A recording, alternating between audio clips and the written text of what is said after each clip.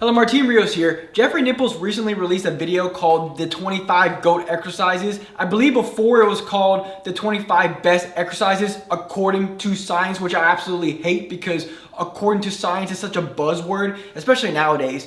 But I thought it'd be pretty fun to do like a raw, no diddy reaction to this video. So let's go ahead and get started. Also, before I get started, for you gay nerds who get really mad at me for analyzing other bodybuilders' workouts, I am looking at this through an athletic bodybuilding, so think of health, athleticism, longevity, that kind of stuff, an athletic bodybuilding perspective, not a pure bodybuilding perspective. Don't get so mad, you can put the tissues away.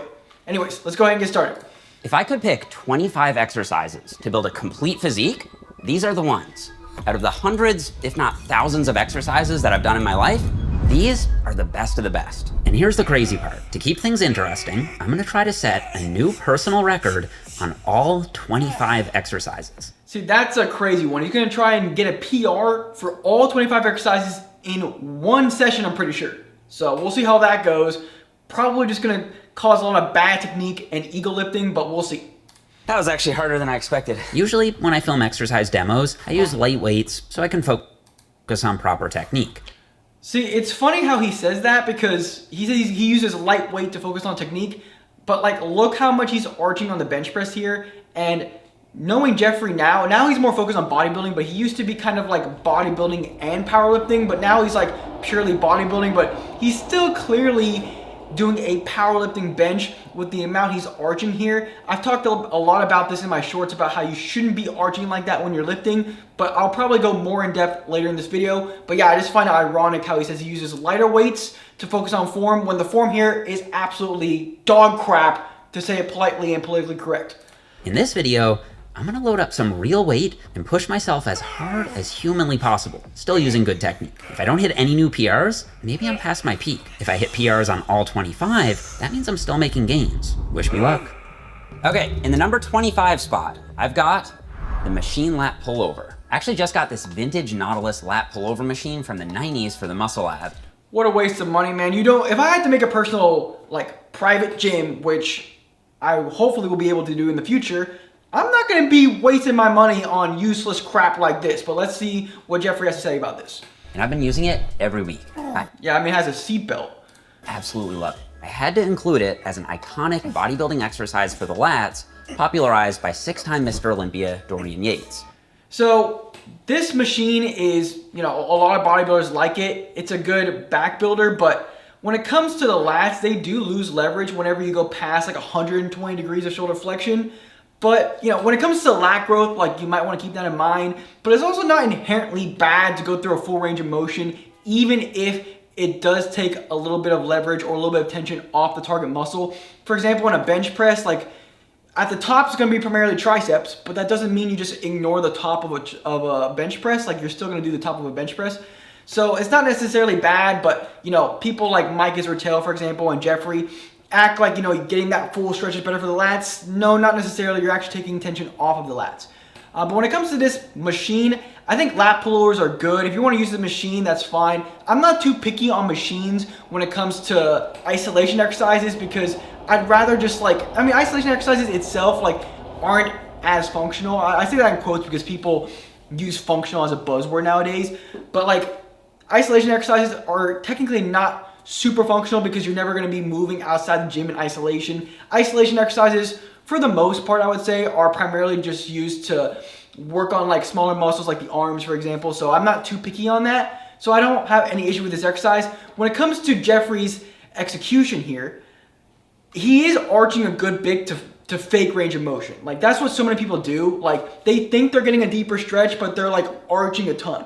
Like you want to maintain the stack. Not only is arching a ton, like you're faking range of motion. It's also not good for the lats because it actually shortens the lats from the start. So like he's over here arched, keep the stack and go up. You'll notice that you get less range of motion when you keep the stack. But then if you want to arch and fake range of motion, boom, look at that. I get more shoulder flexion when in reality, you're just cheating. So when it comes to Jeffrey here, he should try and keep the stack when he's doing this exercise. It's going to be way better for his lats. It's one of the very few back exercises where you can isolate the lats while still overloading it with some serious. Also, if you don't have access to this machine, which you probably don't, just a normal cable pullover is perfectly fine, and I really like that exercise.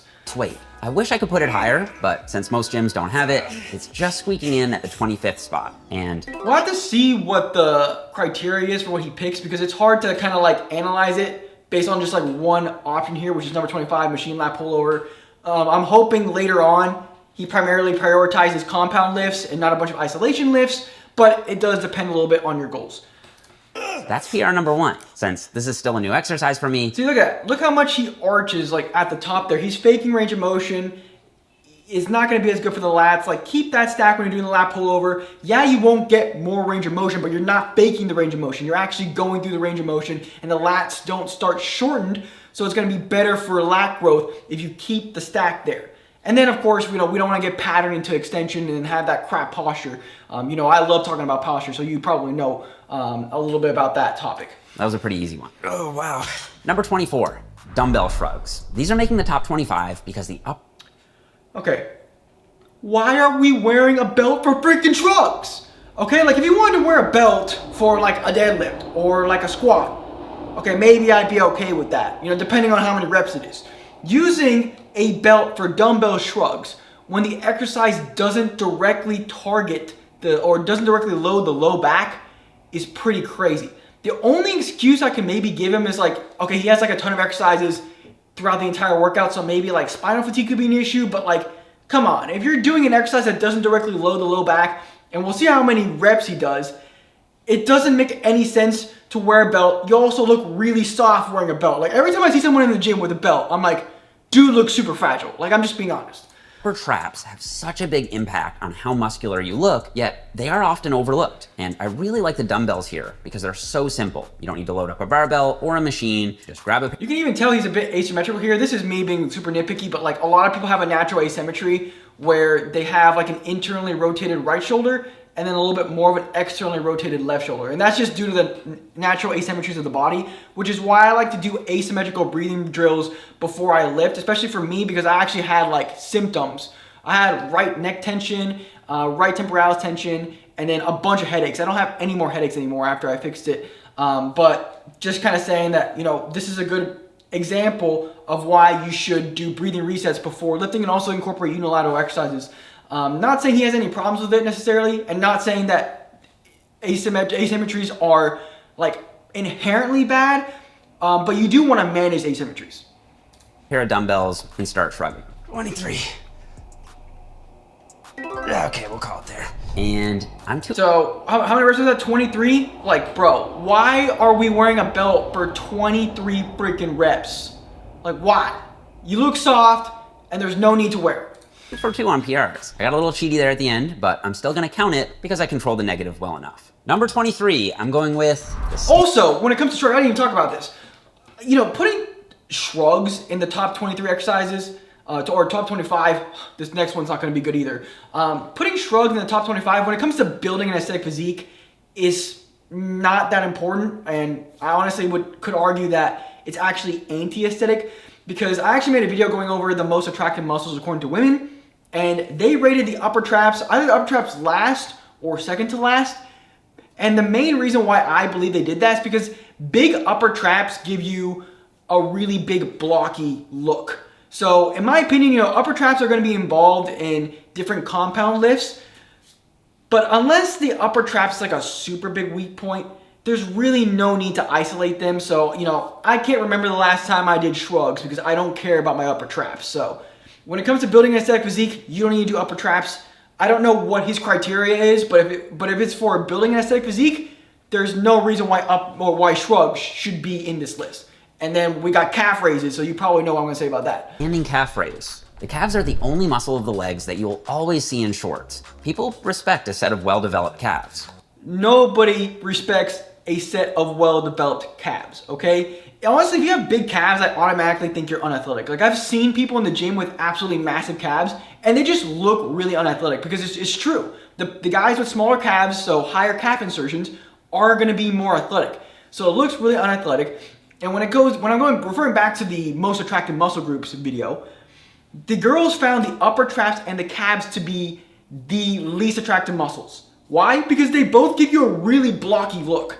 So in my opinion, if it's not like a direct weak point for you, And then for sports, it can be nice to have strong calves, of course. But if it's not a direct weak point for you, when it comes to building an aesthetic physique, there's really no need to isolate the standing calf raises or calves, or to isolate the upper traps, unless you want to look like Steve from Minecraft.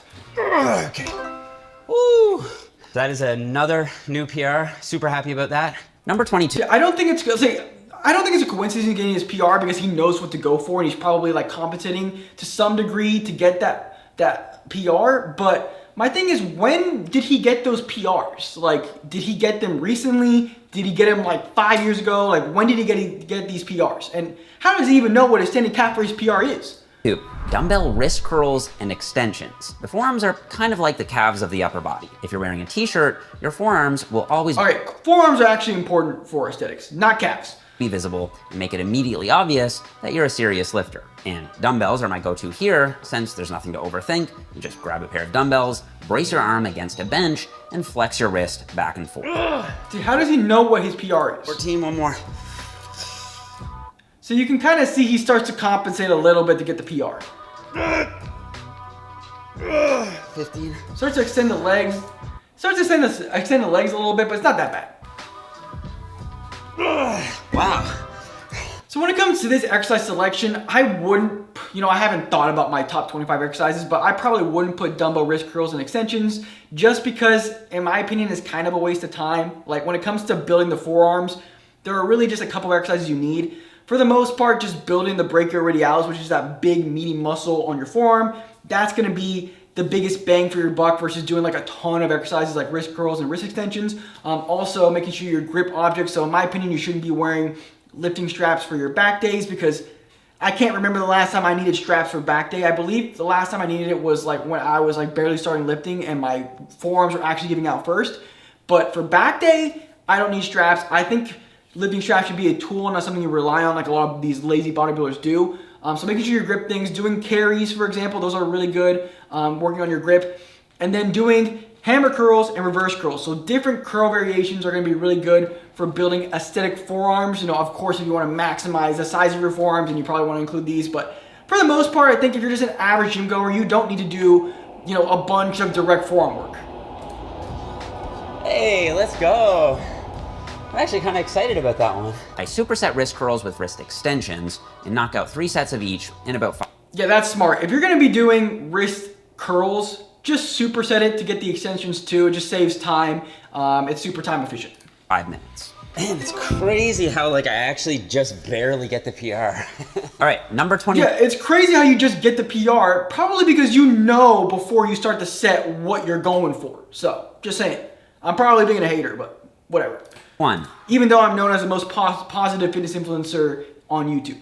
Sticking with the theme of commonly neglected muscles that actually make a big difference. See, he's doing the classic bodybuilder pose, I think when it comes to physique, I hate posing.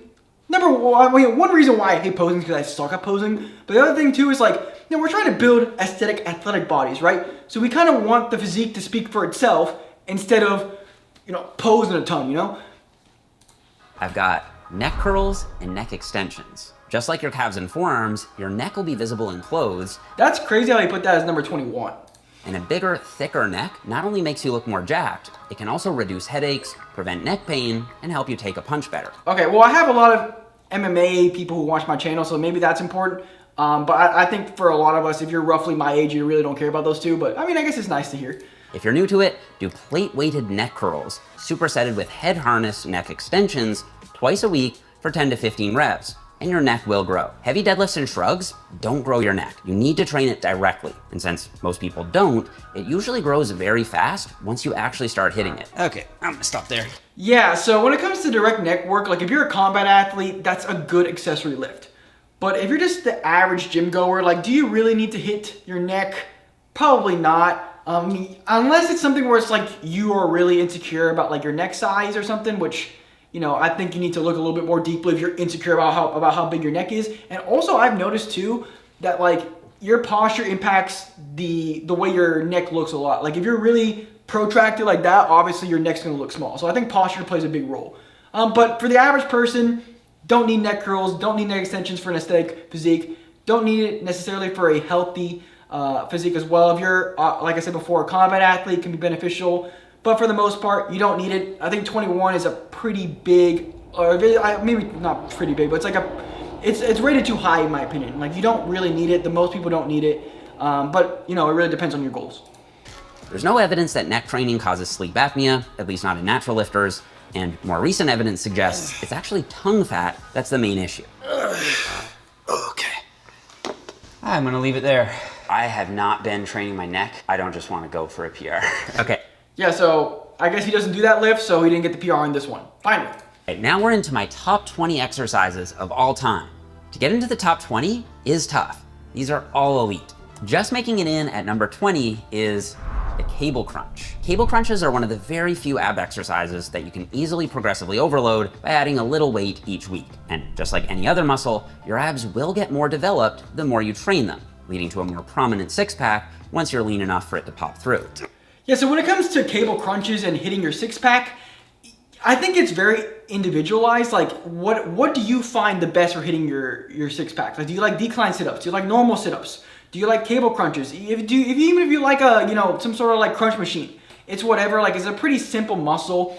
You can use a variety, of course, but it's like, which one do you really like? In my opinion, I think you shouldn't overcomplicate ab training. So I think, if Jeffrey likes the cable crunch and he feels like he can overload it well, I think this is a good exercise option. I personally like to prioritize core stability training. I just think it's far more important for athletes. It's very important for force transfer. When it comes to my lifts, I like to make sure that I'm maintaining the stack, which if you don't know what the stack is, it's stacking the rib cage on top of the pelvis. This is elite posture, this is elite breathing, and this is also elite for hypertrophy training because you're optimizing length-tension relationships. As I mentioned before with the lat pullover, because Jeffrey is arching, so he's anteriorly tilting his pelvis and he's flaring his ribs. The rib cage and the pelvis aren't stacked, so that actually worsens the length-tension relationship for the lats, which is going to be worse for lat hypertrophy. So I tend to prefer you doing anti-extension work, but I think, I see a lot of people argue about this. They're like, oh, are the abs primarily used for stability? Are the abs primarily used dynamically? Just do both. I think it's important to do both. I personally, just for my goals and what I personally find to be the most, maybe not the most important, but the best way to hit the abs, I think core stability is better, but just do what you want. I think if you want to get the best of both worlds, obviously you do both. Okay. Of course, he hit his PR. 25 reps. I think the most I've ever done with the max stack on this machine is 20. So that's a 5 rep PR, that's not bad. Let's go! Dude, that's like so fishy though. Like a 5 rep PR when he's already done how many? 1, 2, 3, 4, 5, 6 exercises? Like, that's a bit fishy because he's gonna be a bit fatigued. Okay, number 19. So that's why I'm wondering, when did he get those PR numbers? Like if he got those PR numbers like a couple years ago, that makes sense. Machine pec deck. For pec isolation, this one's tough to beat. You're locked in against this seat, so you know that all the tension coming from this weight stack. His form is actually not too bad on this one when it comes to the extending. I think he might go back a little bit too far because whenever you do stack, you don't fake range of motion like whenever you're doing the Mike Israel tail arch. So like you end up not needing to go that far back. You kind of just need to go like, if I'm stacked here, kind of like here, and I'm fine, versus him like, you see how much range of motion I can get when I extend? So his doesn't look that bad though. I think his form is actually decent on this one. Going straight to your pecs. And since your arms are externally rotated, your front delts are positioned up toward the ceiling, out of the line of pull, while your pecs are positioned straight up. So, he does have a slight bend in his elbows, and I've heard multiple things. Like some people say you shouldn't bend your elbows, some people say you should. In my opinion, just do what's comfortable as long as you're not compensating. Like the thing with keeping it straight is that it's like actually pretty hard to keep it straight. Like you end up feeling it a little bit more in your biceps. So like keeping a nice like natural bend can be very beneficial. So in my opinion, whichever one's the most comfortable, you should do. The head perfectly aligned with the line of pull.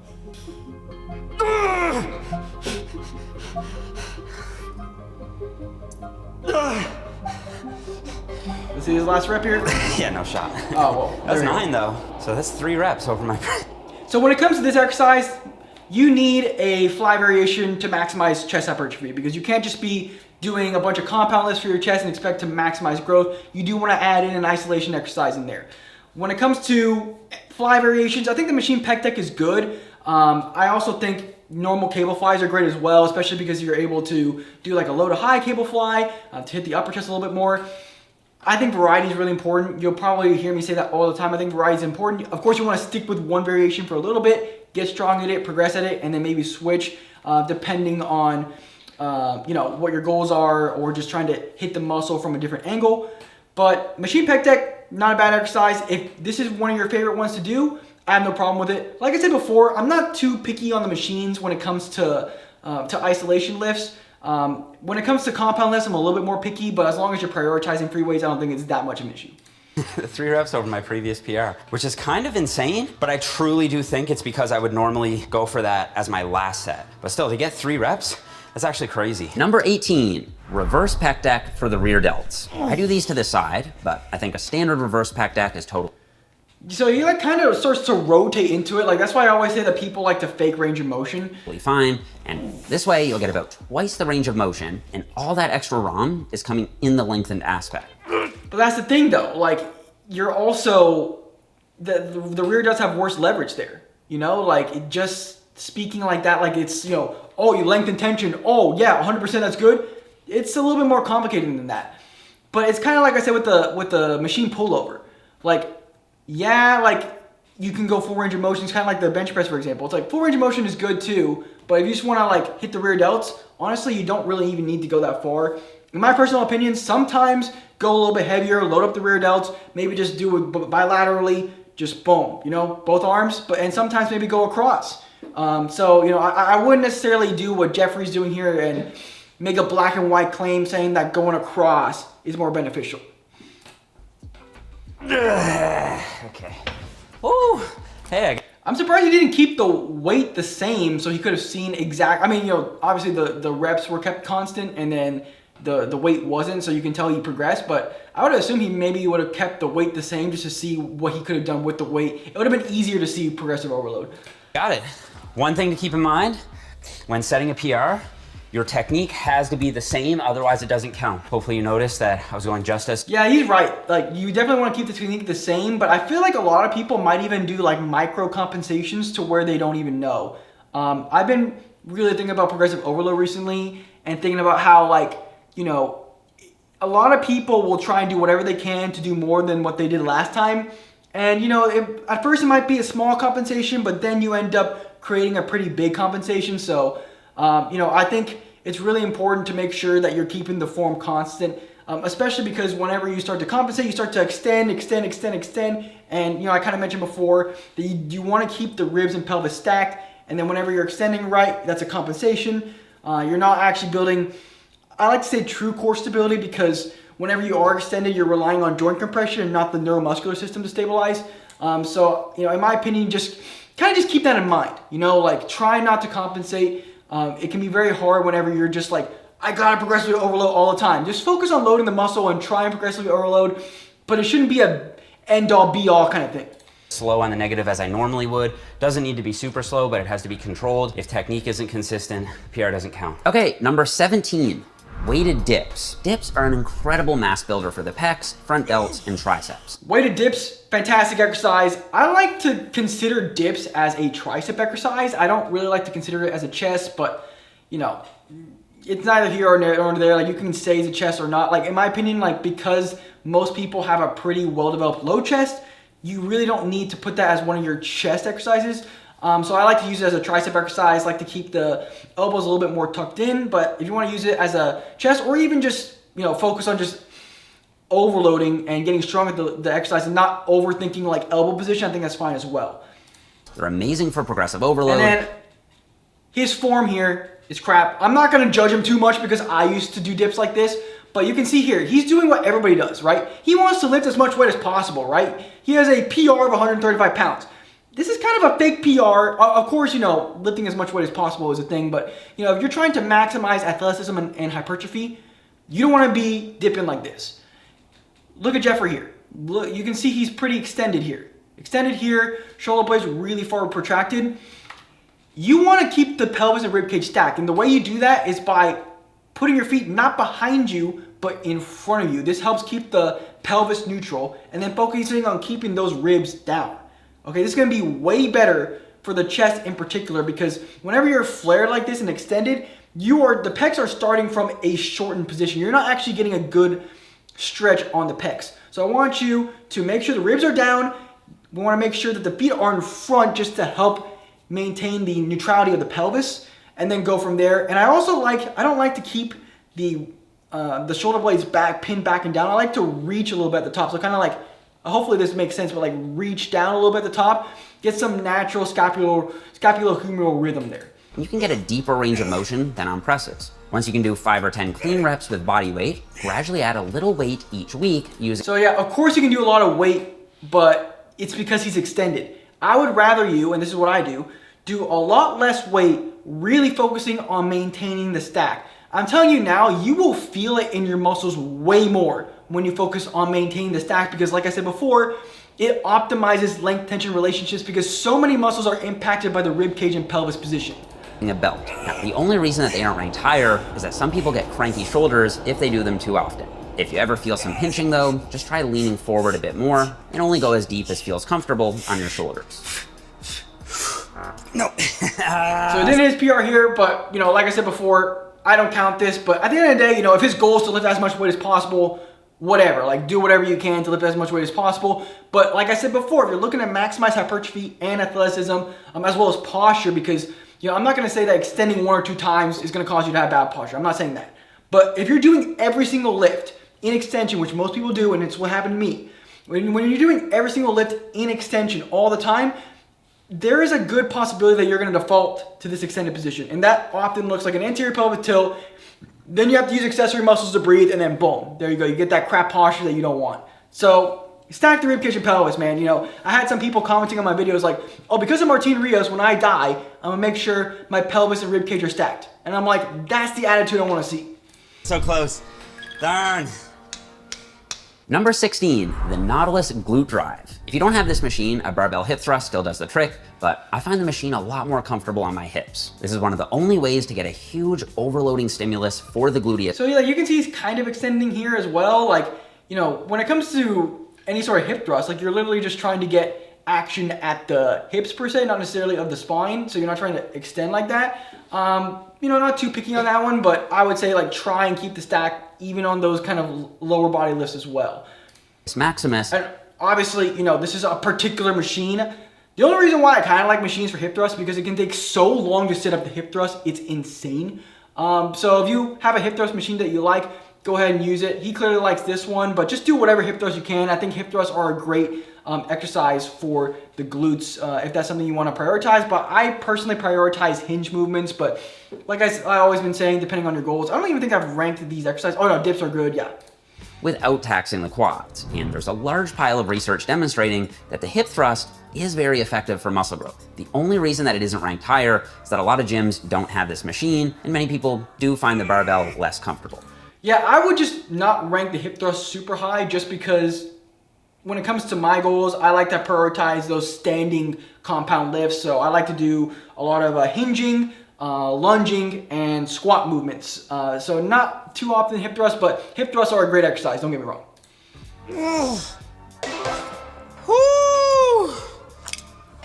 Another one. Another PR, what a surprise. Okay, in the number 15 spot, I've got the Bayesian cable curl. I'll admit, I do have a soft spot for this exercise. At least he admitted he has a soft spot for this exercise. Like, I swear this is all this dude talks about. Oh, Bayesian cable curl, Bayesian cable curl. Like, I've been doing it I think it's quite overrated, so we'll see what he says for about here. 10 years now, and despite it being a lot more popular now than it was a decade ago, I still think it's underrated. It's the only exercise I'm See, my thing with the Bayesian cable curls, like you can see with his elbow position, like the purpose of the Bayesian cable curl is to have that elbow behind your body, right? Get the biceps in a little bit more of a stretch, and then obviously have tension here at the bottom, and then curl. But you'll see, like with a lot of people, it's really hard to actually keep that elbow there. And you can see with Jeffrey, he starts to bring the elbow forward, right? Which kind of defeats the purpose of it. Like at that point, it's just a normal curl, which is why I think the Bayesian cable curl is really overrated. The other thing with the Bayesian cable curl is that I feel like it takes a good amount of effort to like stabilize the shoulder, because whenever you're starting to use heavy weight, like it brings your shoulder backwards, so it's hard. And maybe that's why he naturally brings that elbow forward. So I think this exercise is a bit overrated. I personally prefer incline dumbbell curls. For some reason, for me, I really like free weights for my biceps. I don't know. I just really feel it a lot on my biceps when I use free weights. And the incline dumbbell curl, although, Mikey Sortel is going to hate on it because it doesn't have tension at the bottom of the movement. It's like, dude, the bench press doesn't have tension at the top of the movement, but we're also not talking crap about it. Like, we need to be using a variety of different resistance profiles, and the incline dumbbell curl is really great because it's easy to keep your shoulder in extension, right? Keep the elbow behind your body, which I really like. And then you don't have to fight off the cable from bringing your shoulder backwards. To train the biceps in such a long muscle length while keeping high tension throughout the range of But you see, like I said, he says long muscle length. It's like, well, you're also bringing your elbow forward, right? motion. Oh, let's go. See, he knows what his PR is, and he's like, I'm getting one more rep above that. Another PR, let's go. Yeah, so when it comes to Bayesian cable curl, like I said, it's overrated. I don't think it's a terrible exercise though, and I do like to program it at times, but I think it's overrated. When it comes to my favorite bicep exercise, it's pretty shocking. You're gonna be pretty shocked by this. I really like dumbbell bicep curls. I don't know what it is about dumbbell bicep curls. I always feel it a ton. I really enjoy doing it. So like I say before, individualization is important. I really like dumbbell bicep curls, but of course you want to use a bunch of different resistance profiles. So make sure, if you want to do dumbbell bicep curl, that's fine. Bayesian curl, that's fine. Doing some sort of other cable curl is fine. Doing a preacher curl where you get more tension at the bottom of the movement there when the bicep is close to extension there is fine. You also are training your biceps in a more shortened position there as well because your shoulder is flexed. So just do a variety, but of course everyone can have their personal preferences. Jeffrey's personal preference is kind of retarded. It's a Bayesian cable curl, but it's whatever. If he likes it, he feels like he can train his biceps hard, I'm not judging. All right, let's check in with the PR counter over here. I'm honestly super surprised that I've got this many PRs so far.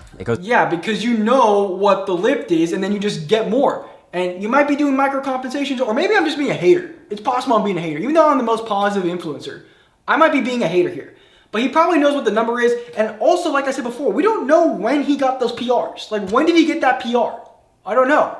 Like, if I put my PR from 5 years ago when I just started lifting, it's like, of course I'm going to be hitting all my PRs. But anyways, I'm probably just complaining for no reason there. To show that if you just really lock in and motivate yourself, you might surprise yourself with what you can do. Okay. That's a load of baloney. In the number 14 spot, this will probably be a controversial one, I've got the deadlift. This is one of the most fun. I think number 14 for the deadlift is just an absolutely terrible pick. Deadlift has to be, minimum top 10 in my opinion. Like, the deadlift, you can lift so much weight, you get strong, and it's a fantastic exercise to build leg strength and build that posterior chain. Yes, it doesn't hit like a particular muscle like super hard, but like, you can't tell me that lifting a ton of weight like that is not going to build a ton of muscle. Like, it really is. And of course, from an athleticism perspective, the deadlift is obviously an amazing exercise, right? People like to say, oh, the deadlift is bad for your back. The deadlift is going to build a strong back. Like, of course, if you're like Eddie Hall, right, whose entire goal is to deadlift as much weight as possible, yeah, okay, maybe the deadlift is not going to be the best exercise, right? Or maybe not the safest exercise. But if you're just an average person going to the gym, using the deadlift as a means to an end, so building strength, building muscle, it's completely safe. It's an amazing exercise. You need to include the deadlift in your routine. I would say Jeffrey putting it at number 14 is really disrespectful, and I'm pissed. Fundamental strength training exercises. And I really think I always find these like deadlift slippers, like they look kind of funny. I would never wear deadlift slippers, but I think they're kind of funny. I think Jeffrey used to powerlift, I'm pretty sure, so it's like that's probably why he has them. I don't know. Just a random comment. it deserves to be in the top 20. It's a time-tested, basic movement pattern that anyone with a barbell can do. It's as raw as it gets. You just no diddy. Pick some weight up off the ground. And I truly think every beginner should learn how to do it. You can deadlift with a conventional stance or a sumo stance. Both act. We gotta be doing conventional stance, fellas. Don't be doing sumo stance. That's cheating, all right? Activate similar muscle patterns, and both are fantastic for building strength and power. Yes. See, I like how people randomly say strength and power. Like, yes, I guess it can help you build power to some degree because you're building, better strength in your legs. But like, of course, if you're trying to build power, plyometrics are going to be the better option. So I always find it funny when people randomly say like kettlebell warriors love to do this. They're like, oh, the kettlebell is amazing for building raw power and stuff. It's like, Okay, like, yeah, I guess so, but like, I would probably rather do plyometrics, or if you know how to do Olympic lifts, do Olympic lifts. Deadlifts cause a lot of fatigue. And yes, deadlifts probably aren't the most optimal exercise for. See, I hate when people say like deadlifts aren't the most optimal exercise because they cause a lot of fatigue. The reason why they cause a lot of fatigue is because you're working a lot of muscles. Like, it's not inherently bad. Like, you're not just creating fatigue for the sake of creating fatigue. Like, you're creating fatigue because you're hitting a lot of muscles. For pure muscle growth. But even if the deadlift doesn't need to be in. Okay, I forgot about this. Why are we using a belt, right? For 225 on a freaking deadlift, right? That doesn't make any sense. I came back from my rehab for my postural issue. I had rehab my postural issue for like 6 to 7 months. First of all, I said 6 to 7 months in the actual video, and people were like, "Oh man, this guy's saying 6, 7. We know what he's doing here." I literally didn't mean to do that. I don't really get the joke. I find it kind of corny, but I also find it kind of funny because of how corny it is.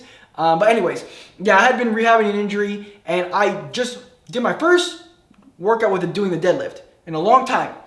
I did 315 no belt for 5 reps, and I left a ton of reps in reserve because I didn't want to go too crazy on my first day back. So it's like, how are we only doing 225 here? Like, are we not even going to try the 545? Like, what's going on? Every bodybuilding program, I still think it's a lift that everyone should learn and get strong on at least once in their life. I'm gonna end it there. My all-time Damn, what happened, Jeffrey? What's going on?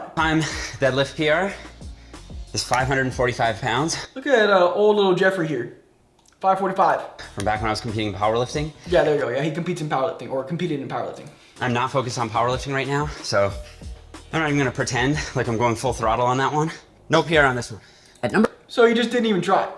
13, I've got the OHP, also known as the overhead press. I have never called the overhead press an OHP. All right, you're not gonna catch me calling it an OHP. And similar to the deadlift, even Jeffrey, why are we wearing a belt, man? Okay, like, I guess maybe I can see some sort of a case for wearing a belt for the overhead press, but you know, at the end of the day, you're not directly loading the low back. I'm pretty sure he's not gonna be doing a maximal lift or sub-maximal lift. And also, we can already see he's extended already. Look at that. Keep the ribs stacked over the pelvis. I have been trying the overhead. Like, I literally dropped the ego out the door. And we know me, I'm really humble. I dropped the ego out the door. I stacked the ribcage on top of the pelvis when doing overhead press. I didn't put that much weight on. And bro, I'm telling you, you need to try this your next session. When you try this, okay, some of you might lack mobility because you're not compensating, so just go as high as you can comfortably go.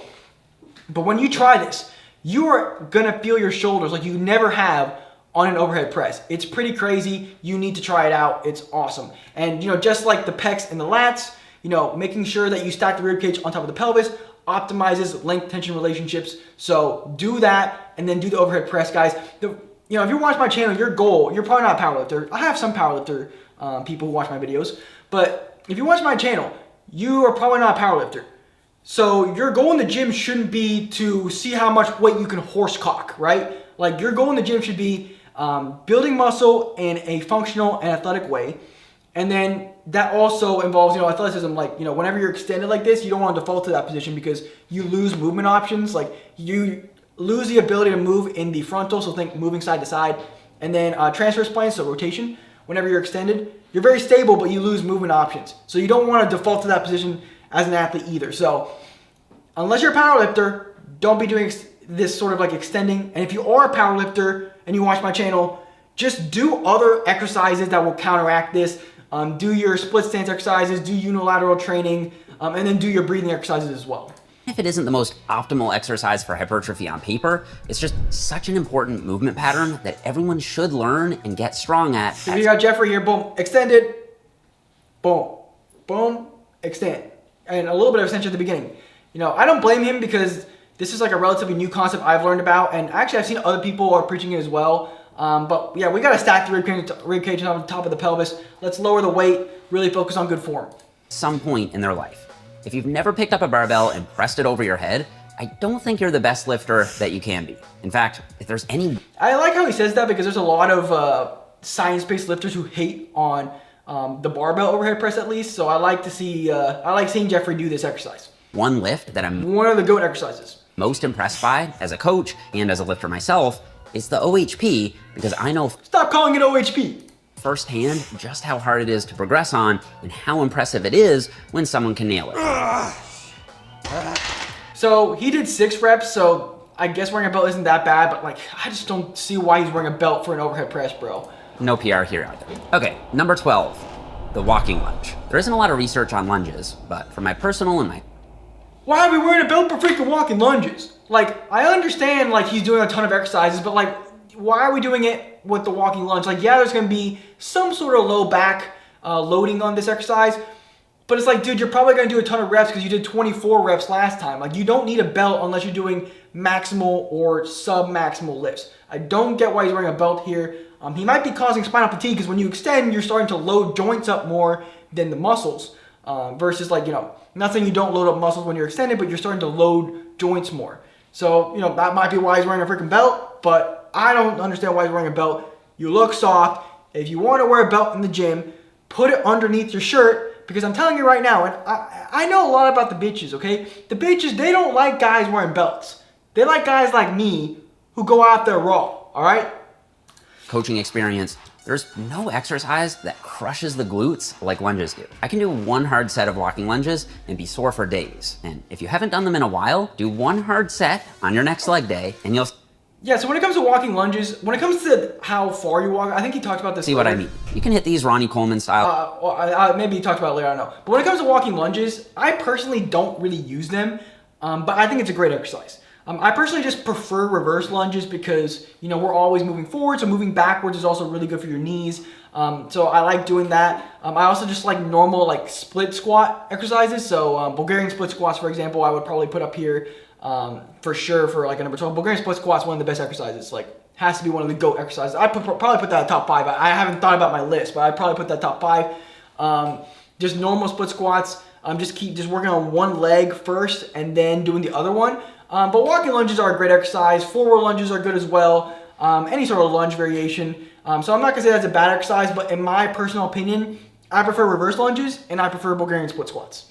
with a barbell on your back, but I personally like dumbbells, or if you don't want to take up the whole gym, you can do them stationary on a Smith machine. That's kind of like a reverse lunge, I think what you did there. That's the other thing too. It's like walking lunge, you have to take up a lot of space, which isn't ideal. If you're lunging under some decent weight, your glutes will grow. If you want a little more glutes, do a wide lunge with a big step. If you want a little more quads, do shorter steps with more forward knee travel. Yeah, so when it comes to those, like, yeah, that's correct, but it's like, I don't really think about muscles too much. Like, I think more movement, so it's like, okay, I'm gonna do a lunge movement, or I'm gonna do a squat movement, or a hinge movement. You know, I think whenever you think too much about muscles, you become kind of a bit of a retard when it comes to programming. So in my opinion, just step what feels most natural to you. You're gonna get good development on the legs, trust me. 30. Man, it's crazy. 24 was That doesn't count because he's wearing a belt. my best PR the last time I did dumbbell lunges. And I just did 30. That's crazy. All right, number 11. Here we go. Probably another hot take. Just outside the top 10, in the number 11 spot, I've got the bench press. I love the bench press. I think number 11 for the bench press is pretty bad because I personally love the bench press, especially the new way I've been benching. Not like Jeffrey here, right? But benching with the rib cage stacked on top of the pelvis, because whenever you do this, you think you're getting more stretch, especially if you use like dumbbells where you can go around, but you're just faking range of motion, right? Because you're elevating the rib cage, not expanding it. So you end up shortening the pecs from the start, which is obviously not good for hypertrophy. When you stack the rib cage on top of the pelvis, right, you're not shortening the pecs from the start, and you're also optimizing breathing because the ribs stacked on top of the pelvis is an optimal breathing position. Your diaphragm's able to work to the best of its ability. So you're able to like expand the ribs. So you actually get a nice stretch on the chest when you do that. So stacking the rib cage on top of the pelvis is the GOAT way to bench press. Are you gonna bench press less weight with less weight? Yeah. But it's way better for hypertrophy, also better for shoulder health. I would definitely do that. I like to elevate my feet, whether it's on the bench or put in like a small box, just because it makes it easier to maintain the stack, because there's a pretty big drop off from the bench, from most benches, and it like forces you to get into a little bit of hip extension. or not hip extension. It forces you to anteriorly tilt the pelvis to get to the ground. So if you don't have an issue with that, you don't need one. But in my personal opinion, I like to put a box or elevate my feet on top of the bench. I actually do attribute most of my own pec And development. also when you do this, right, like you're shortening the range of motion because he's bringing the chest towards the bar. It's just gradually building my way up to a 365-pound bench press at 165 pounds body weight. Well, we can see where he learned how to freaking do that. And he's wearing a freaking belt and elbow sleeves and wrist wraps. Like, Jeffrey did not come from a great base. I can say that. And a 390-pound bench press at Look at that. I mean, that's not much better, to be honest. I don't know why he's still benching like that. 180 pounds body weight. There's also plenty of research showing a strong relationship between bench press strength and pec growth. Yeah, so if anybody tells you the bench press is bad for hypertrophy, there we go. But I mean, it is one study. You know, Jeffrey likes to just throw one study out there and be like, this is the new rule. It's like, bro, it takes like a bunch of different studies to validate something. So, you know, take that with a grain of salt as well. Yeah, it may not be the most optimal for hypertrophy for everyone, but this is another one of those basic exercises. Maybe he doesn't arch as bad as he used to, but he's still arching a good bit. Like, you kind of want that to be flat right here.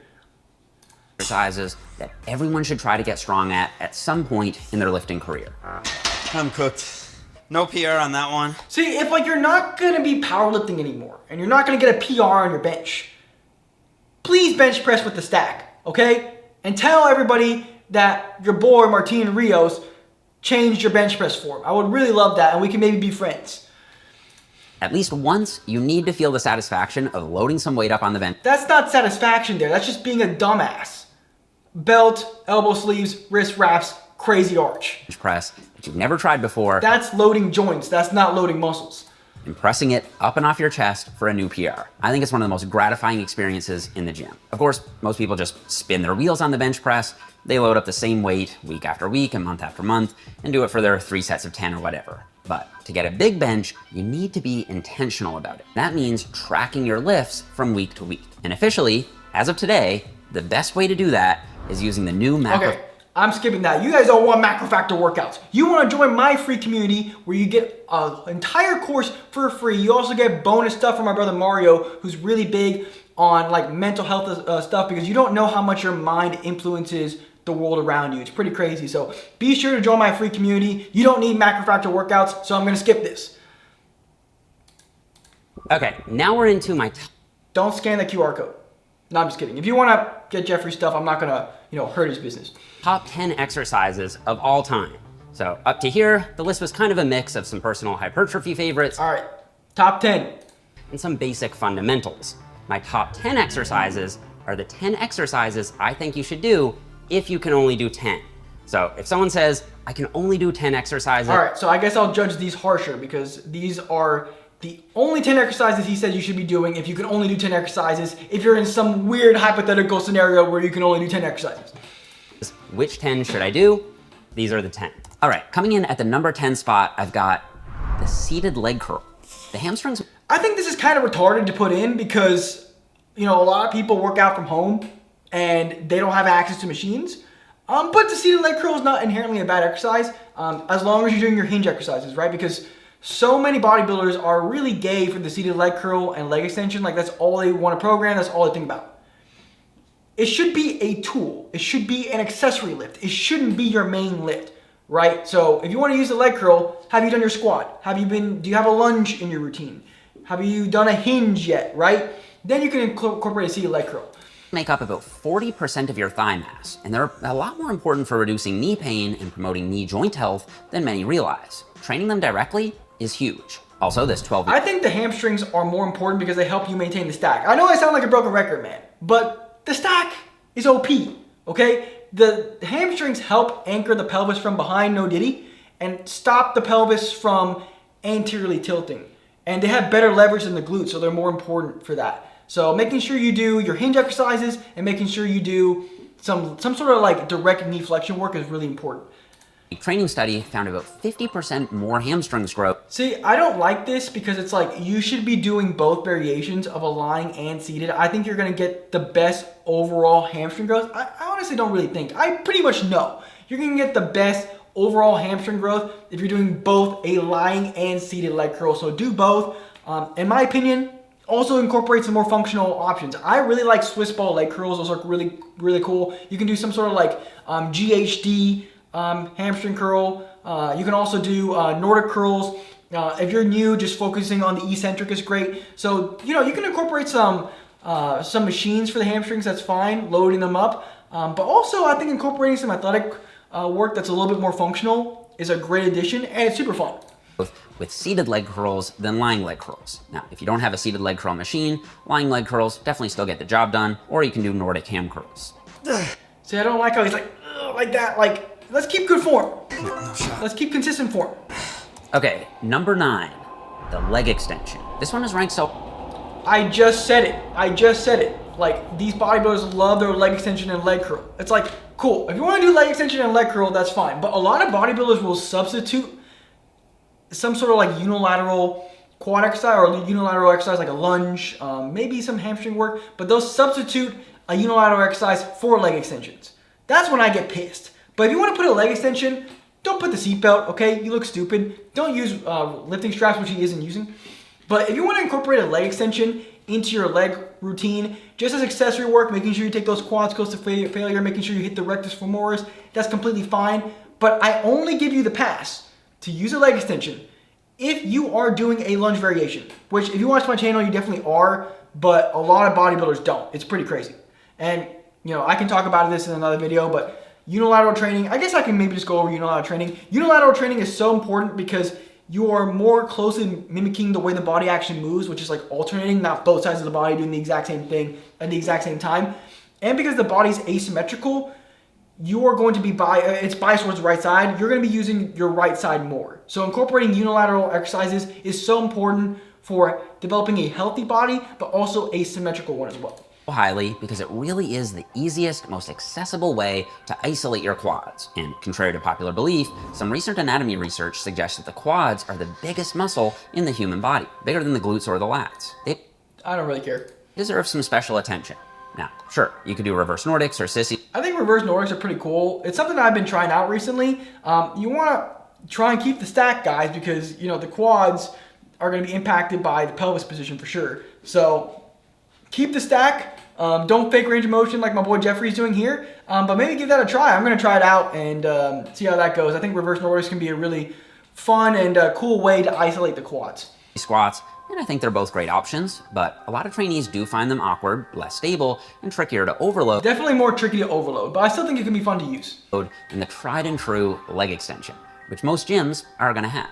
If you set the seat back, you can smash the big, long rectus femoris head of the quads better than any compound exercise, including squats, and I've been doing leg extensions twice a week for more than a decade. Plus, research shows they're perfectly safe for your knees. Just make sure you warm up and don't use weights that you can't move. So number 9, like leg extensions, if I had to put some sort of quad focus exercise here, I would definitely put a Bulgarian split squat. I mentioned that before. I think the Bulgarian split squat is one of the GOAT exercises out there. I think 9 would be kind of disrespectful to the Bulgarians, but I would have to see for my personal list, how it would be structured. Move with good form. Woo! 9. Oh, he hit his PR. That's crazy. That's a 2-rep PR. Nice. The number 8 spot, I've got the overhead cable triceps extension. This may seem like a high ranking for a triceps isolation. He's putting a lot of isolation lifts for his top 10. I would primarily just do a bunch of compounds, but again, I haven't made my list, so I don't necessarily know. Exercise, but I have good reason for it. First of all, unlike dips or the bench press, you can get a huge tricep stimulus here without taxing your chest, delts, or core. And research from Mayo and colleagues showed that when compared to press downs, overhead extensions caused about 40%. See, but I'm pretty sure I've seen a study that said the opposite, that neutral built more muscle. Like, that's what I'm saying. Like, when it comes to the studies, like, they're not as accurate as people think, and they shouldn't be used as an end-all be-all because there's a lot of different factors that make conducting studies for hypertrophy really difficult to do. So I just say do both. Do a neutral press down, do an overhead one, do both. Then you don't have to really think about which one's overall better. And when it comes to overall muscular development, you want to use a variety. more overall triceps growth across 12 weeks. That probably has something to do with the fact that the long head of the triceps will be more lengthened in that overhead position. See, we're moving around a bunch. We're a little bit extended, but I'm probably being nitpicky here, but I'm just saying. Okay. Number 7 is the preacher curl. Most guys want bigger. Why are we doing so many isolation lifts? That's crazy. At least you put the preacher curl ahead of the stupid Bayesian cable curl. Also, I'm not saying that's inherently a bad exercise, but I'm just saying, I think it's overrated. Biceps, they're a legit show muscle, and if I had to pick just one biceps exercise these days, this would be it. They're easier to do and harder to mess up than the Bayesian curl, and even though there isn't as much of a stretch on the biceps at the beginning, because of the angle of the bench, you get super high tension from the So that's his number 1 bicep exercise. Like I mentioned before, dumbbell bicep curls, I don't know why, I really like them, so I would put them here. I just really like dumbbell bicep curls. Start where the biceps will still be quite lengthened. And then because you're braced and locked in against the bench, it's virtually impossible to cheat. If you're getting stronger... See, it's ironic how he says it's virtually impossible to cheat, yet he holds on, starts to extend backwards to try and get the weight up. Like, bro, stay in front, boom, go. Don't compensate. It's just so ironic how he says it's virtually impossible to cheat, then he proceeds to kind of cheat on it. In the 6 to 12 rep range on the preacher curl, over time, your biceps, brachialis, and brachioradialis are getting bigger. No question. Close. So close. Number 6. Here we go. The lateral raise. The side delts might be the... Another isolation, bro. Like, come on. We got to be putting... Now that I think about it, why is the OHP, as Jeffrey likes to say, not ahead of the lateral raise? Come on, we gotta be prioritizing those big compound lifts. Those are what actually creates growth. Those will make you truly strong and truly athletic. Not saying isolation exercises don't have their place, but come on. Single most important muscle from a bodybuilding aesthetic standpoint, because from the front and from the rear, they create that broad-shouldered X-frame appearance. And while they will Yeah, they're obviously important for aesthetics, but still, I like the OHP. get worked on presses, they can take a backseat to the front delts. So I think isolating them is crucial. You can do that with dumbbells, machines, or cables. Research suggests that they all seem to work similarly well. I personally prefer cables though, specifically. See, he personally prefers cables, like, that's fine, but like I said before, just use a variety. Like, literally that study showed that they all built, I believe it said they all built the same amount of muscle. So just use a variety. Maybe for one block, focus on cable lateral raises, and then another block, focus on dumbbell lateral raises. Like, there isn't one correct answer there. Just use a variety. I keep saying it, but it's true. Use a variety. Specifically with a high handle position, because it'll provide more tension on the delts while they're in a more lengthened position. Also, with cables, you get... So delts lose leverage when, I think it's 15 degrees of shoulder abduction. So if like you really just want to target your delts, just like stop right there and go up. But like I said before, you know, if you want to go all the way across, go ahead and do it. You know, it's not inherently bad, but you know, I think when people are like, oh, this is going to be better for delt growth, I don't think so. They lose leverage when they go past 15 degrees. Just saying. this nice, even, smooth tension throughout the range of motion, which I find helps me connect with my side delts better than dumbbells. Either way, as long as you're pushing them hard, you're gonna get a lot of bang for your buck out of lateral raises. Hey, let's go. Okay, let's get... Yeah, so he just knows what he's going for and then gets it and then he's done. Like, I could probably make a video like this, just horse cock the weight and say I got a PR every single time. This is me probably being a hater. into the top 5. Most positive fitness influencer on YouTube. Again, if you can only do 5 exercises across your entire lifting career, these are the 5 I'm picking. And I've Top hit 5, here we go. this many PRs in the video so far. I've only got 5 exercises left. Hopefully I'll hit at least one more. All right, coming in at the number 5 spot, I've got the chest-supported T-bar row. I think any horizontal row could be inserted here, but this is my personal favorite for the mid-back because your chest is braced, so your lower back won't be a limiting factor. The chest support also prevents cheating, so if you're adding a little weight over time for the same reps with the same form, rest assured your back is See, the reason why I kind of like the chest supported row more than I used to is because, like, it doesn't, like, you don't naturally, like, arch like you would in, like, a bench press, for example, or, like, a barbell row. Not saying those are bad, but this one, like, you naturally, like, aren't extended because you have the pad there stopping you from, like, extending a ton, right? You kind of just lay on top of it. When it comes to chest supported rows and bar bent over rows, do both. I think they're both great options. If you're doing, like, squat frequently and you're doing a deadlift, then it's not as important because you're doing a lot of exercises that load the low back, but it's still a good addition. If your low back's not fatigued, it's a good one to add in. But chest supported row, not bad. I like to use like dumbbells, or if you can, like a barbell is great. But doing like a T-bar row is not inherently bad. Variety, like I always say. Bro, doing these as Kelso shrugs are also great, especially as you get more advanced, but I think when you're Not going to catch me doing Kelso shrugs. starting out, get strong on some good old T-bar rows first, then you can start playing around with Kelsos. If you don't have a T-bar, any chest-supported row machine will work. So you start to extend a ton there. Keep it stacked. Bam. Keep stacked. Boom. You don't have to go that far back. Fine, or you can use dumbbells against an inclined bench. Row with your elbows at a roughly 45-degree angle, and you'll get a nice mix of mid-traps, rhomboids, lats, and rear delts. So that's the thing though, like it's a middle ground, right? But it's like not inherently better because it is a middle ground. Like you want to be doing a variety of different, I know I sound like a broken record, but you want to do a variety of different pulling variations, or in this case, horizontal pulling, or maybe sometimes you do some closer grip, right? Or not closer grip, well, technically closer grip, but elbows tucked. Maybe you do some with the elbows more flared, or some 45 degree, you know? There isn't inherently one correct answer. I think that... I also really like doing tripod rows. Those are the ones where you go with one arm. I really love that exercise, guys. Unilateral exercises, make sure you're adding those in.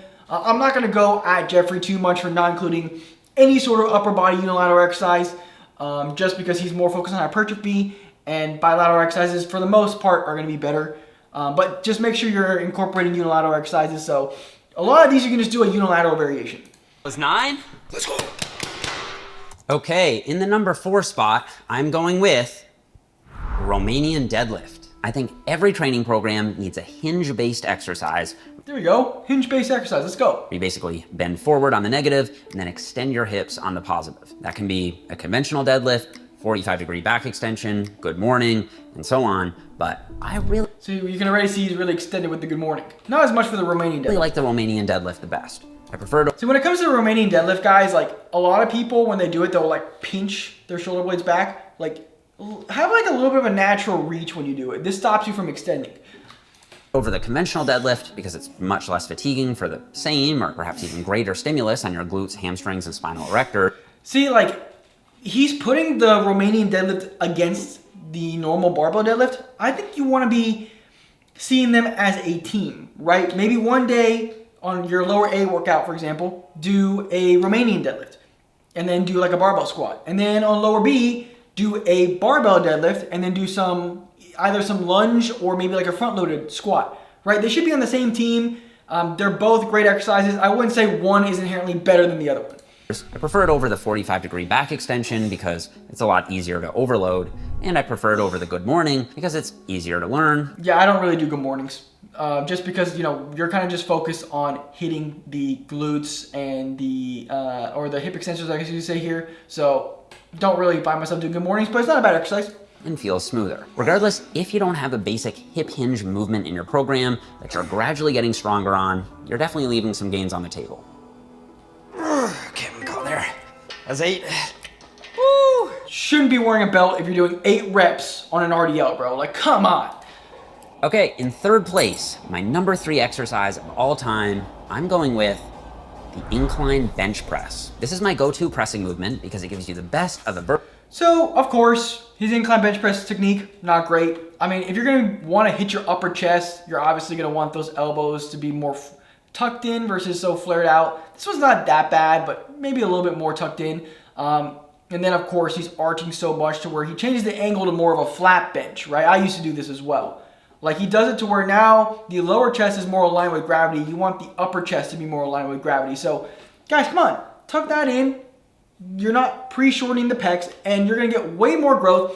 Yes, you're going to use less weight, but you're going to get way better growth. And then, of course, as I mentioned before, there's a lot of posture, athletic, and health and longevity benefits as well.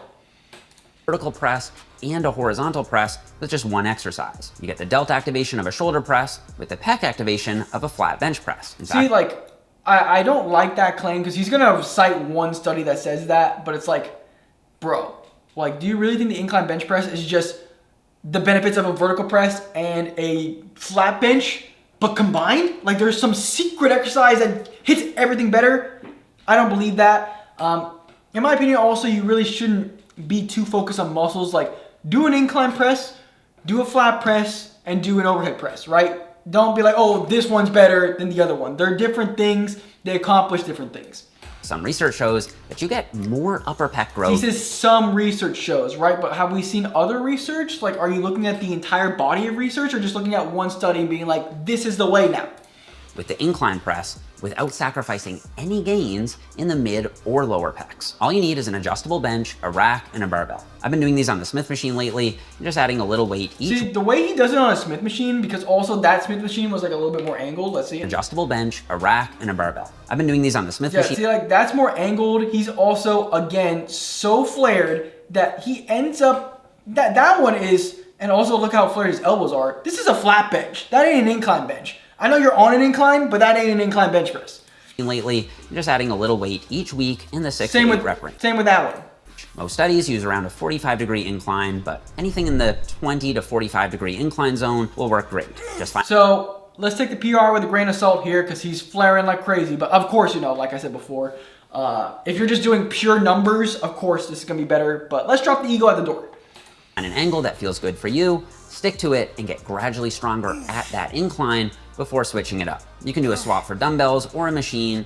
As long as you're pushing hard, you'll see similar gains. Okay, let's rock it. Yeah, not today. Yeah, so he seems to be doing worse on like the free weight, like powerlifting lifts, and then better on the machines for the most part, at least, because obviously it sounds like he's more focused on bodybuilding now than he used to be. So he doesn't really care about those like big compound lifts anymore. After doing dips and like other presses, I just don't have it in me right now. He's just coping. He's coping right here. In second place, my number 2 exercise of all time, I'm going with the pull-up. Over the last year, I've built my way up to But like, you see how like, body okay, weight. it's like some people might not be able to see because they don't have a trained eye. But like, plus oh, 75 geez, you can see my Chelsea stuff here. But anyways, pounds for 6 clean reps. yeah, you see how he extends. Worse for lat development, worse for core stability. Keep the stack, guys. Keep the stack. Whenever you get out of the stack and extend, you're loading joints more than muscles. We want to keep the tension on the muscles. Keep the stack. I've been doing this recently. I've been dropping the ego. I've been able to do pull-ups with a ton of weight, but I was extending. Drop the ego, kind of like what I said with the overhead press. Drop the ego, pretty much with all the lifts actually. Drop the ego, use less weight, and focus on keeping the stack. Just like the dips, you want to keep the legs slightly in front. That helps keep the pelvis neutral. I'm telling you now, you're going to feel this in your back way more than you used to by doing pull-ups like this and ego lifting technically. Some pull-ups, and I truly believe my back is looking the best it ever has. That's obviously just my N=1 anecdote, so it isn't worth a whole lot, but I do think that if I was doing pull-downs instead of pull-ups, I'd be a lot less diligent and motivated to actually progressively overload. I actually get super motivated. Yeah, pull-ups are awesome. Pull-ups are a more functional alternative than the lat pull-downs because your feet aren't supported, so you have to stabilize yourself. Not saying that lat pull-downs are inherently a bad exercise. I personally like to use lat pull-downs more for unilateral lifts because, I'm not going to be doing a single arm pull-up anytime soon. So I like to use the lat pull-down for single arm vertical pulls, but a bilateral lat pull-down isn't bad either. When I hit a new pull-up here, but I'm not gonna lie. I don't know if you can hear that, but there's some people honking outside and getting all mad. Probably can't hear that, but people are getting freaking pissed outside. I really couldn't care less about a PR on a lat pull-down. That said, as long as you are progressively overloading, I think pull-downs or pull-ups. See, I said someone on my shorts recently said, "Oh man, you're just showing his last rep." He's extending for every single rep, okay? Are both great options here. I personally do both. Boom, right there. I will say, pull-ups have a few upsides. Just for people who like to cry a lot. I am saying this based on, the stack principles, breathing principles. I think they're called ECM principles. I didn't know it was called ECM. Not on lifting as much weight as possible. Like if you want to lift as much weight as possible, of course you want to extend. You can't really. But he's a bodybuilder, right? That's not his goal. So why is he just trying to lift as much weight as possible? The bitches don't care about how much weight you lift in the gym. They care about guys who maintain the stack. Fake a pull-up. You can either Like me. do it or you can't. You can fake a lat pull-down though. See, that's the thing though. You can technically fake a pull-up, right? Because he's extending. We want to keep the stack. So yeah, technically you can. Technically you can't like, you know, if you're saying like you can't fake a pull-up because like, you know, you're not, maybe I'm trying to think of the way to phrase it. Like you can't fake a pull-up because you're just, you know, getting your chin over the bar. Like, okay, sure. But you're also extending, right? Like your lats are shortened from the start. You're shifting more load to passive structures and not the muscles. Pull-ups also are more accessible than pull-downs. All you need is a bar to hang from and your own body weight. And if you can't do a full body weight pull-up yet... Also, when it comes to pull-up grips, I really like pronated grip pull-ups. That's just my favorite, but you should be using a variety, like I say. One isn't inherently better, but when it comes to back development, the pronated grip pull-up is going to be the best, and it's my favorite to do. So absolutely no shame in starting with assistance. Most people will need to. And then, once you can hit 8 to 10 clean body weight pull-ups, use a belt to start adding some weight. But clean body weight pull-ups with the stack, okay? Not with the, and when I say the stack, like I said before, keep those feet in front of you. It helps to keep the pelvis neutral. You see how he like with the dips, he puts his feet behind his body, so it makes it much more difficult to maintain the stack, but he's not even thinking about that. All right, I'm gonna count that as 7. It's pretty ugly, but... And in case you missed it, last Of course it is PR. year, I updated my back tier list to put pull-ups in S tier alongside pull-downs. I think they're both amazing. Okay, and... Also, when you maintain the stack, you actually don't have to go up as high. Just kind of a random FYI there. And here is my number 1 exercise. This means if you said to me, I only have time to do one exercise, which one should I do? What I would tell you is that you should do a squat. MRI research shows... Also, I agree with the pull-up. I think pull-up has to be like top 5. And I also agree with the squat. The squat has to be one of the best exercises you can do. Your legs are half your body. It's really important for you to train them for athleticism, health and longevity. Technically not as much for aesthetics just because, you know, let's be honest, most people don't really look at your legs. Like, you know, I always like to say legs are kind of like your eyebrows, where if you don't have eyebrows, you look stupid. So same thing with the legs. Like, you know, I've never been like, oh yeah, this guy's got really well-developed legs. Those are awesome. I want to have legs like that. But if you don't have legs, you look pretty stupid. So, and we also want to build, you know, athletic physiques, right? And if you want an athletic physique, you have to have well-developed legs. that more than half of your body's muscle mass is in your legs, roughly 55% in men and 58% in women. So simply based on muscle mass distribution, I think the number 1 exercise should be a lower body one. That said, squats will build up back strength. I agree with him. And total body power too. There's a reason why powerlifters always notice that if they get stronger on this. So he is also extending on the squat. I've been trying to improve my squat form. It's taking some time. I'm trying to improve my barbell back squat form to where I don't extend, because, you know, you have the bar behind you. So doing like I think it's called like safety bar one, where the arms are in front, you have the handles in front, or is it really nice to not extend. Focusing on like not pinning your shoulder blades back like that, your elbows, but kind of having your elbows a little bit further forward so you're not extending your back like that. And then Zercher squats are really good. Of course, harder to load up the Zercher squat, but you need a front loaded squat anyways. I think you need to do a back loaded squat and a front loaded squat. And a Zercher squat, like, you'll naturally come up in front like this and open up that upper back versus extending like that. So I think Zercher squat is really good. I'm trying to improve my barbell squat form. Whenever I like really feel confident, I'll definitely let you guys know how I do it. But the barbell back squat is not a bad exercise at all. It's an amazing exercise. And the difference between the barbell back squat and a front loaded squat, like a front squat or a Zercher squat, is that it's just far more loadable. So it's going to be much better for hypertrophy. But again, like I always say, variety, do both a front loaded squat and a back loaded squat. Maybe focus on a back squat for a little bit, and then maybe have one training block where you're like, you know what? I'm gonna do a front squat or a Zercher squat this time around. Squat, their deadlift goes up too, even if they aren't deadlifting. But the same doesn't work in reverse. As I see it, the squat is the king of all I really don't know about that, but exercises. I don't think there's one best way to squat though, at least not for muscle growth. I like the pendulum squat the best at the moment, but Smith machine squat. Come on, Jeffrey, like if we're gonna be doing okay, well, there's a couple things to talk about here. Yeah, Smith machine squat. Let's see. These are not squats, right? This just shows that Jeffrey doesn't really know what he's talking about. Split squats, first of all, this is a reverse lunge.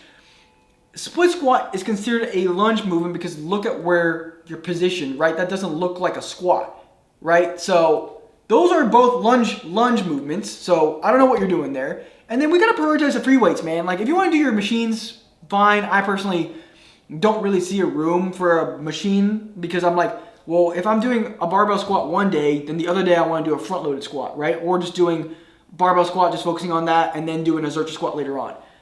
But yeah, Jeffrey's kind of retarded here. Those are lunge variations.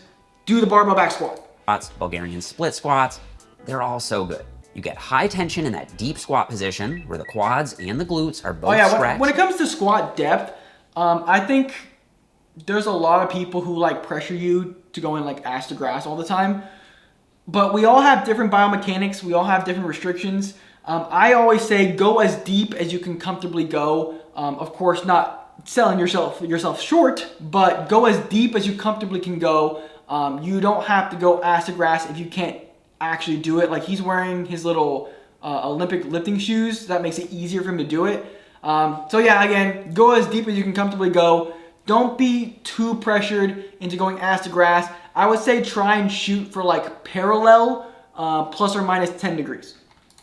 And need to fire the hardest. They're super conducive to progressive overload, as long as you're tracking. They get you massive gym cred. No, it's not a perfect exercise. I don't think any exercise is on its own. It doesn't hit the hamstrings well, for I'm example. surprised he's not wearing the belt for the barbell squat, but he wears it for freaking shrugs. And it doesn't hit the rectus femoris head of the quads as well as the leg extensions do. But those gaps are really easy to fill. Oh no. And I don't know. Even if Right when I gave Jeffrey props, we're wearing the freaking belt. To make it worse, we're wearing the freaking leg sleeves or the knee sleeves too. all you did was squat week in and week out, there's absolutely no doubt in my mind. So there we go, already passed. I always like to say a general guideline, like you can wear knee sleeves and a belt if you're going like 5 reps and lower, and he's going over 5 reps, he's only doing 225, like there's no need for a belt there. You need to save the belt, and if you want to use the belt, use it as a tool, not something that you always freaking use like he does. That you would build a very impressive set of wheels. Okay, you know what? Yeah, again, doesn't get with the powerlifting lifts. My all-time PR on the squat is 500 pounds.